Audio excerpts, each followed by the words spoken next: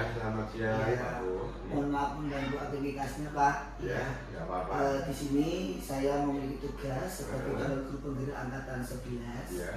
untuk mewawancarai Pak Suyono sebagai Kepala SMA Negeri 1 Karangmongko dalam rangka pengambilan keputusan berbasis nilai-nilai kebajikan sebagai seorang pemimpin. Oh iya.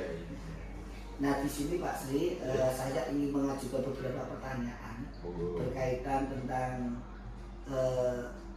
pengambilan keputusan Bapak Suyono sebagai kepala sekolah di SMA ini. Ada beberapa hal yang ingin saya tanyakan, karena saya yakin dan percaya Pak Sri sebagai kepala sekolah di SMA ini memiliki sedikit banyak hal di SMA ini. Ya, yang pertama Pak Sri, selama ini sebagai kepala sekolah, bagaimana peran Bapak mengidentifikasi kasus-kasus yang ada di sekolah ini yang merupakan dilema etika atau rujukan moral? Oh iya. Ketika kita di persekolahan itu kan memang kasus itu mesti ada ya. Tidak mungkin tidak ada kasus karena di situ ada interaksi banyak orang ya. Nah, ketika ada suatu kasus khususnya yang terkait dengan dilema etika, ini kan kalau yang namanya dilema itu kan ibarat maju kena, mundur juga kena. Ini cara kita ketika mengidentifikasi kasus-kasus yang terkait dengan dilema etika ya. Ini biasanya ketika setelah kita memperoleh informasi, maka saya melakukan untuk tim khusus yang untuk tugasnya itu adalah untuk mengumpulkan data. Mengumpulkan data yang terkait dengan kasus-kasus dilema etika yang muncul itu. Nah, dari data-data yang diperoleh, baik itu mungkin bisa saya tulis sendiri atau mungkin saya menggunakan bapak ibu guru atau mungkin menggunakan teman kantor atau mungkin bahkan dari peserta didik yang jelas kita menggali informasi dari sumber-sumber informasi yang bisa kita pertanggungjawabkan. Dari informasi-informasi yang kita peroleh itu kita identifikasi ya, setelah kita kumpulkan kita identifikasi ya kita analisis. Kita analisis sehingga nanti akan ketemu akar masalah utamanya itu apa. Nah, setelah dianalisis, sintesis kan ketemu akar masalah ya. Nah, setelah ketemu akar masalah maka kita bisa menyusun rencana proposal. Rencana tindakan ini tentunya ketika kita menyusun rencana tindakan ini ada beberapa alternatif yang muncul. Nah, dari alternatif yang muncul ini maka kita mengambil yang win-win solution ya. Walaupun ini alternatif ini sudah baik atau mungkin dari 2-3 alternatif ini termasuk terbaik ya, kita cari yang terbaik sehingga keputusan yang kita ambil ini memang benar-benar merupakan win-win solution-nya. Dan setelah kita memutuskan sesuatu ini tentu ya kita lakukan pengamatan lagi terhadap tindak lanjut dari keputusan yang kita ambil untuk dilakukan evaluasi dan juga refleksi untuk perbaikan-perbaikan ke depan.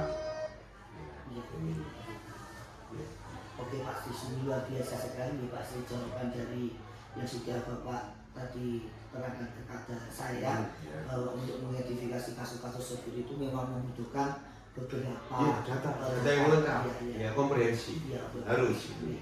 Terus yang berikutnya Pak Sri, setelah tadi Bapak tahu menjelaskan mengidentifikasi kasus-kasus ini, baru nanti pasti Pak Suyono akan menjalankan pengambilan keputusan itu di sekolah ini ya Pak.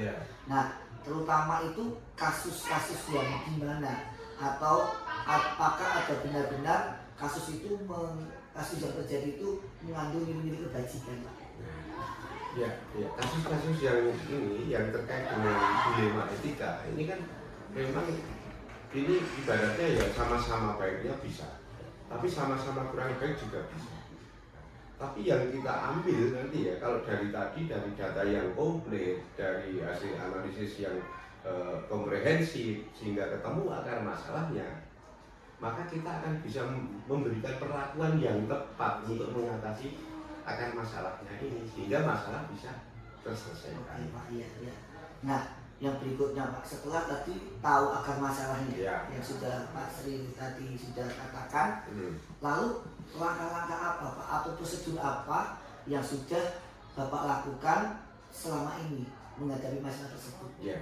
Nah, tadi juga di awal sudah kita sampaikan ya, setelah ini dari ketemu akar masalah kita ada beberapa alternatif, kita pilih ya alternatif yang terbaik untuk mengatasi masalah itu. Nah, setelah keputusan itu kita berlakukan, maka kita masih mengamati sebagai tindak lanjut dari keputusan itu sudah dilaksanakan atau belum.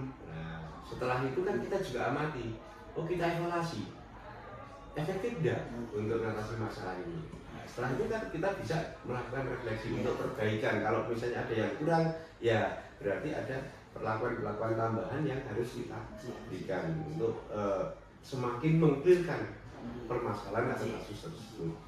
Nah, dari yang sudah Pak Sri tadi sampaikan ke saya, hal apa Pak yang paling efektif dari masalah-masalah itu? Contohnya seperti apa Pak? Pengambilan keputusannya dari itu tadi. Contohnya seperti apa? Yang paling efektif itu kalau kita itu bisa menemukan akar masalah yang memang menjadi sumber permasalahan dilema itu. Jangan sampai ya, ini kan kita mungkin juga pernah mendengar fenomena gunung es. Masalah itu ibarat fenomena gunung es yang muncul itu kecil tapi yang di dalam itu yang besar ya. Nah, sebenarnya akar masalah itu kan yang ada di dalamnya. Contoh misalnya ya, ada mungkin guru kok dianggap ini melakukan pelanggaran etika ini. Misalnya di kelas kok marah-marah. Guru marah-marah dengan anak. Nah, antara guru yang satu dengan guru yang lain, penyebab marahnya ini kan berbeda-beda. Mungkin yang menjadi akar masalah guru sampai marah di depan kelas ya.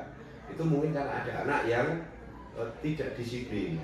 Tapi ada juga yang mungkin ya kita mau mengakui juga ya, kadang Bapak Ibu guru kan di samping urusan di tugas itu juga ada urusan mungkin di masyarakat di rumah. Mungkin ada masalah di rumah masih terbawa ya, belum bisa enjoy di sekolah sehingga ini menyebabkan yang bersangkutan mudah marah.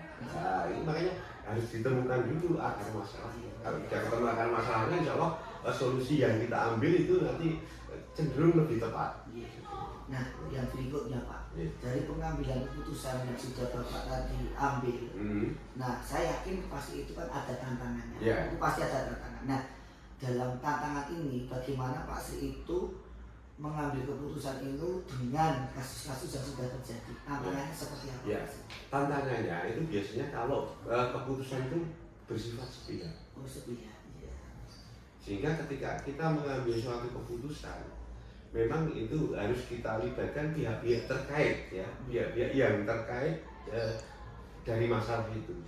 Sehingga keputusan itu bukan semata-mata keputusan kita selaku pimpinan, tapi itu merupakan keputusan bersama yang harus ditaati bersama dan dilaksanakan bersama agar masalah itu bisa terselesaikan. Nah, ketika Pak Sri itu melakukan sebuah keputusan tadi pasti akan ada tantangannya. Nah, apakah Pak Sri itu memiliki tatanan atau jadwal tertentu dalam menyelesaikan kasus tersebut? Nah, ini untuk kasus-kasus ini ya tergantung tingkat kompleksitas dari kasusnya. Kalau kasusnya itu sederhana, maka time schedule kita bisa mungkin singkat ya. Tapi kalau kasusnya itu kompleks, maka kita butuh waktu yang cukup lama. Nah, kalau kasus-kasus yang sifatnya umum ya, kita mungkin bisa selesaikan di lewat pembinaan dan sebagainya. Tapi kalau yang sudah kasus-kasusnya khusus, maka kita harus adakan case konferensi kasus itu untuk penyelesaian masalahnya, ya. Sehingga waktunya itu bisa direncanakan, ya. Bisa singkat, bisa lama juga, tergantung ya, tingkat kompleksitas dari kasusnya. Terus ketika tadi kasus itu terjadi Pak, apakah Pak Si juga akan menyelesaikannya itu di tempat itu langsung seketika dari masalah itu? Nah itu juga kembali ke ini, tergantung kualitas dari masalahnya. Iya. Kan ada yang masalah yang ini, oh ini bisa kita atasi segera. Tapi ada yang dibutuhkan pengumpulan data dan analisis yang jeli, yang komprehensif, sehingga tadi ketemu akar masalahnya, terus bisa dicarikan solusi yang terbaik. Gitu.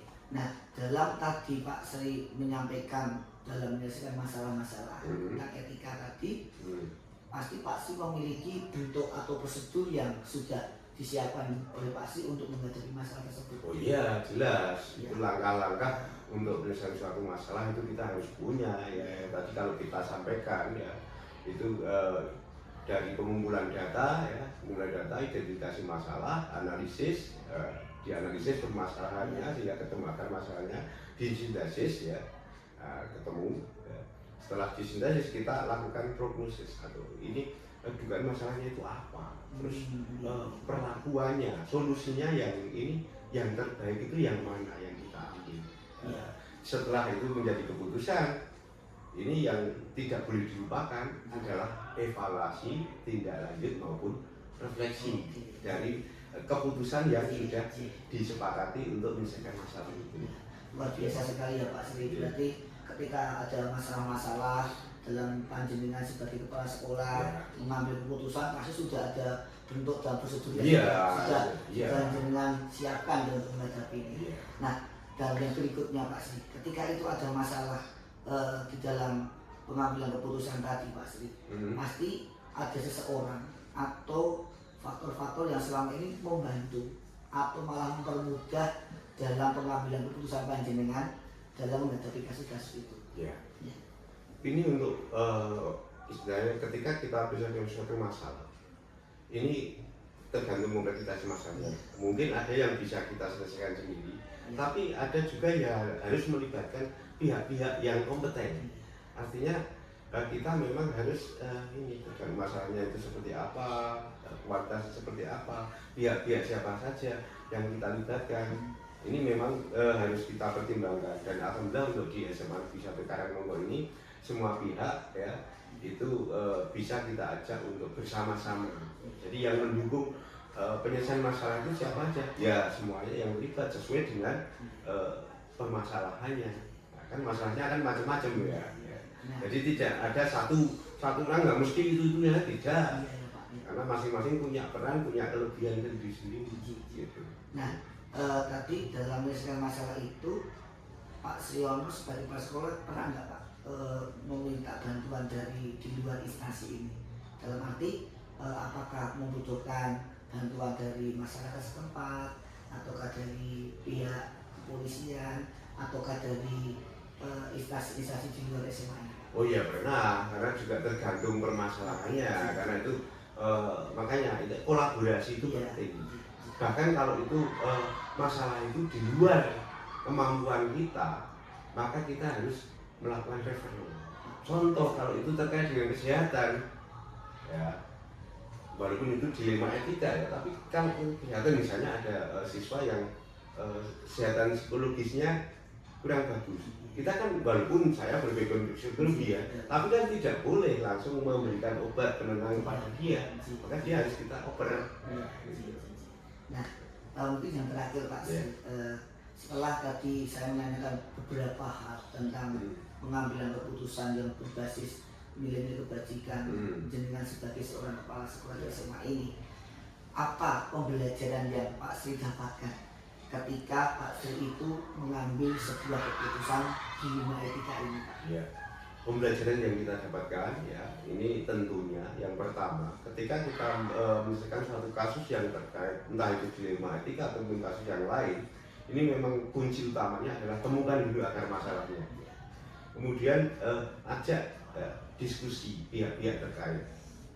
Jadi keputusan jangan sampai sepihak, karena pengambilan keputusan itu akan lebih efektif kalau yang bersangkutan langsung dengan penuh kesadaran, dengan penuh istilahnya penerimaan mau mengambil keputusan itu, sehingga nanti di dalam pelaksanaan tindak lanjut dari keputusan itu dengan kesadaran, dengan keikhlasan. Pembelajaran yang kita dapatkan itu kunci ya. Dan juga kolaborasi, baik itu mungkin dengan internal sekolah ataupun dengan eksternal. Ya ini karena memang permasalahan kan di dalam kehidupan ini cukup kompleks, termasuk permasalahan di lingkungan persekolahan pun kadang masalahnya kan tidak hanya intern, tapi juga masalah kadang berhubungan dengan pihak-pihak luar, maka kita harus bisa berkolaborasi. Ya. Terima kasih ya Pak Sri, begitu luar biasanya telah memberikan gambaran kepada saya untuk saya bisa tahu bagaimana menghadapi sebuah keputusan yang berbasis nilai-nilai kebajikan untuk menjadi seorang pemimpin nantinya. Hal ini yang juga kami akan lakukan sebagai calon guru penggerak. Semoga nanti saya juga bisa meniru apa yang sudah dilakukan Pak Sri di sekolah ini, dan kita sama-sama bisa berkolaborasi dengan baik. Nah, mungkin itu saja dulu Pak Sri yang bisa saya tanyakan berkaitan tentang pengambilan keputusan ini sebagai pemimpin. Mohon maaf sekali sudah mengganggu aktivitas Pak Sri. Ini memang kewajiban saya untuk selalu membimbing, mendampingi, bahkan kadang mendidik ya, mitra kerja saya, teman saya, tim kerja saya ya.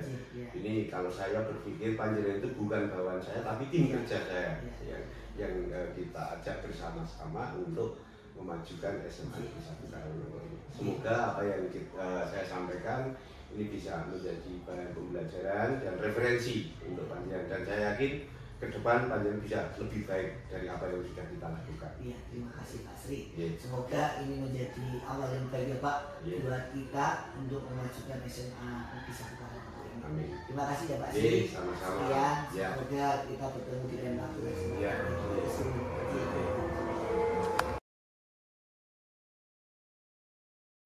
Selamat pagi Bu Yunita. Selamat pagi Pak Bowo. Ya, Bu mohon maaf minta waktunya sebentar sih. Ya, begini Bu, perkenalkan saya Pak Budi Wibowo. Saya dari SMA Negeri 1 Karangmongo. Saya memiliki tugas dalam calon guru penggerak di angkatan 11 ini untuk mewawancarai kepala sekolah yang mana dalam konteks ini yaitu pengambilan keputusan yang berbasis nilai-nilai kebajikan sebagai pemimpin. Ya, sebelumnya saya mau tanya dulu sama Bu Yunita. Bu Yunita menjadi kepala sekolah di SD mana?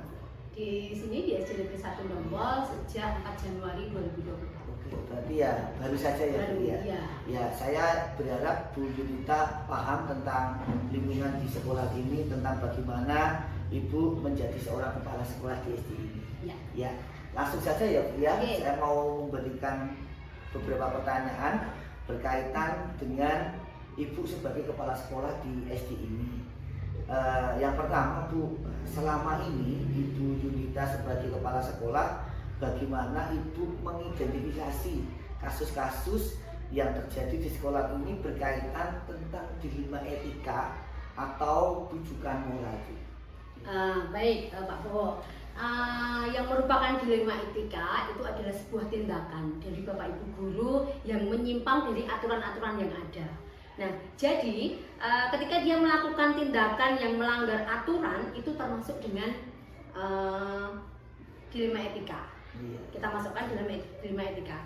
Tetapi kemudian yang termasuk dengan identifikasi rujukan moral itu ketika kita juga melihat tindakan-tindakan yang sekiranya melanggar aturan, yang melanggar aturan moral yang sedang ada di lembaga atau di SD ini, begitu Pak? Iya, baik Bu, terima kasih.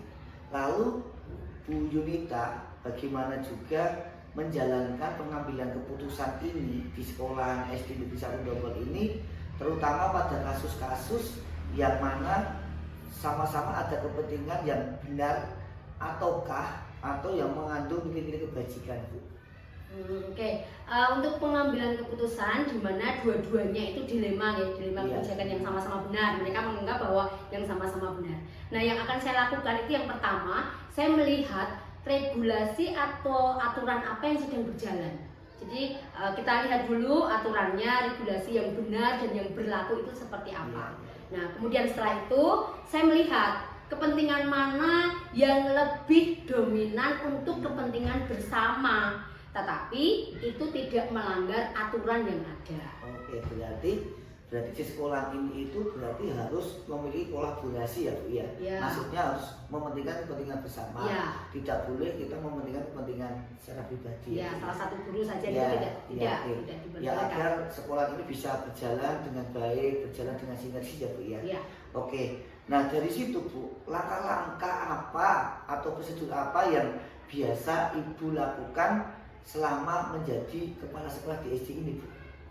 Oke, saya itu biasanya menerapkan paradigma atau prinsip yang paling relevan dengan kasus yang ada, kasus yang ada pada setiap misalnya rekan guru atau salah satu dari karyawan di SD ini.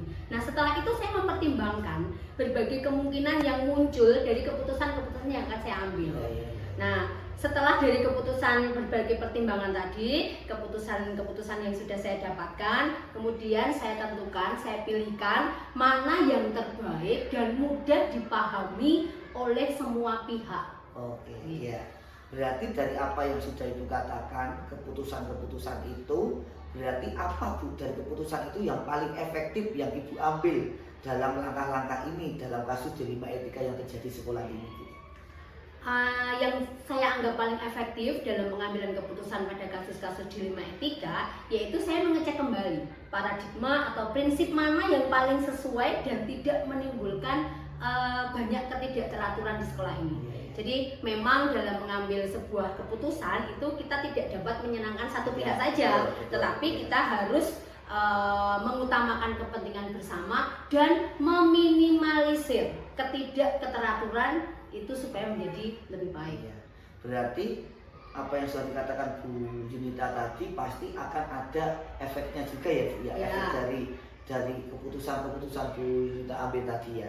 Nah, terus sekarang ini Bu, dari apa efek tadi pasti ada hal-hal yang menjadi tantangan Bu Junita dalam mengambil keputusan-keputusan dalam etika dilema ini Bu. Oh jelas, tantangan itu kan pasti akan ada, akan muncul.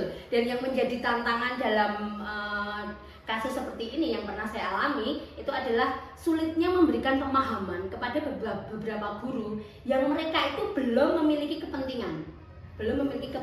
Jadi ada tantangan untuk memberikan pemahaman yang lebih terhadap guru yang belum memiliki kepentingan. Sementara di sisi lain itu kan juga ada beberapa guru yang memiliki kepentingan banyak.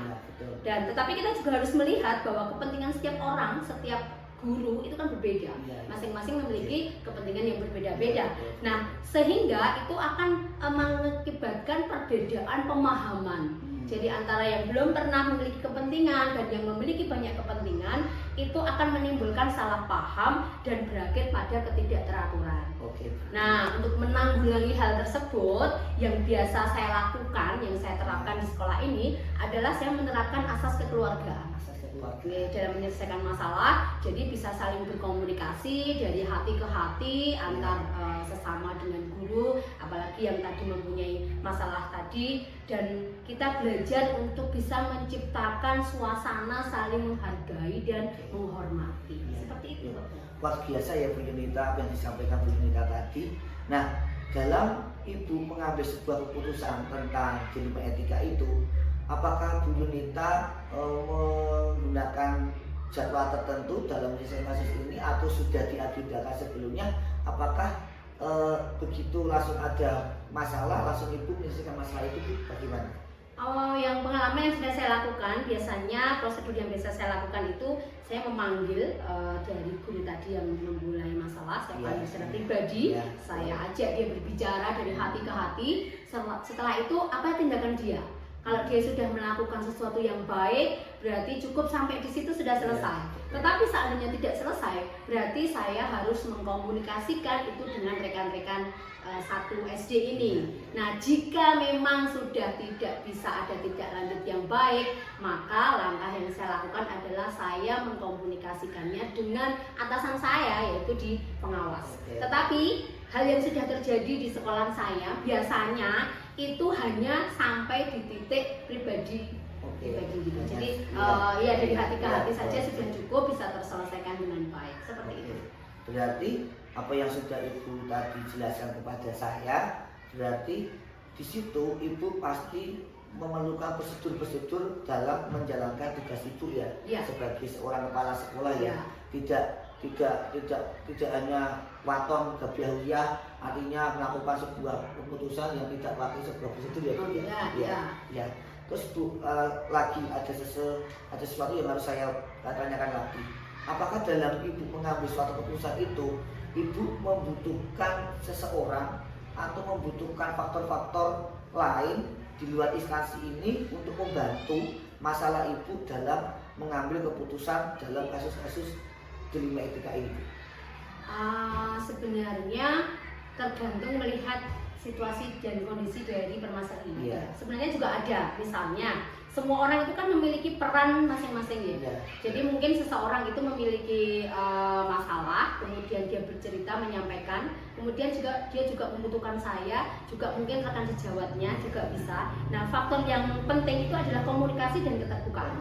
Nah, komunikasi dan keterbukaan. Jadi setiap kasus itu biasanya kan saya selesaikan secara pribadi dulu dengan kekeluargaan, sehingga prosesnya dan hasilnya itu akan lebih baik. Jadi peran mereka dan pelajaran dari kasus yang ada itu bisa kita sampaikan kepada teman-teman anggota kita yang lain, tetapi tanpa harus menyakiti yang terkena masalah tadi. Seperti itu.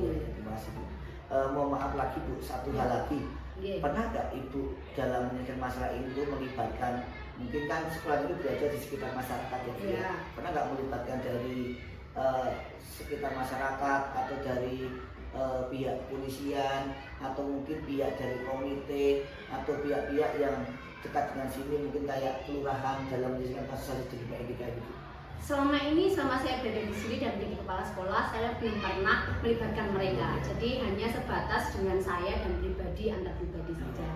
Yang penting keterbukaan, komunikasi dan juga kekeluargaan. Iya, terima kasih Bu. Berarti selama ini belum pernah ya Bu ya? Belum. Jadi oke, bagus sekali ya Bu Esti ya. Ini oke. Yang terakhir Bu, yang ingin saya tanyakan, dari semua hal yang telah Ibu sampaikan kepada saya, pembelajaran apa yang dapat Ibu petik ketika Ibu Yunita mengambil keputusan-keputusan tentang dilema etika ini? Pelajaran dan pengalaman yang pertama, yang utama juga itu yang saya peroleh ketika mengalami permasalahan dilema etika ini adalah kita harus bisa menghargai satu sama lain, menghormati satu sama lain, dan juga komunikasi serta keterbukaan dengan sesama rekan sejawat di lingkungan kita. Baik mereka memiliki masalah ataupun tidak, yang jelas kita harus mengutamakan kepentingan bersama. Nah, dari situ nanti akan tercipta suasana yang rukun, damai, ayem, tentrem di lingkungan sekolah ini. Itu yang saya terapkan dan itu yang menjadi prinsip saya dalam menangani setiap permasalahan, termasuk dilema etika ataupun rujukan moral yang pernah terjadi di SD Negeri 1 Bangor ini. Ya, luar biasa sekali ya Bu. Bu Yunita telah memberikan banyak pengetahuan kepada saya bagaimana Ibu Yunita sebagai kepala sekolah di SD Negeri 1 Bangor ini dalam kebijakan mengambil keputusan untuk menjadi seorang pemimpin. Ya, mungkin itu Bu yang bisa saya tanyakan berkaitan tentang beberapa pertanyaan dalam kasus yang terjadi sekolah ini. Mohon maaf Bu Yunita, sekali lagi minta waktunya sudah mengganggu aktivitasnya di jam pembelajaran ini. Ya, mungkin suatu ketika kita bisa bertemu lagi Bu, bisa kita untuk komunikasi dalam suasana yang berbeda, dalam kasus yang berbeda juga. Ya, terima kasih ya Bu Yunita. Mohon maaf waktunya, terima kasih. Terima kasih juga.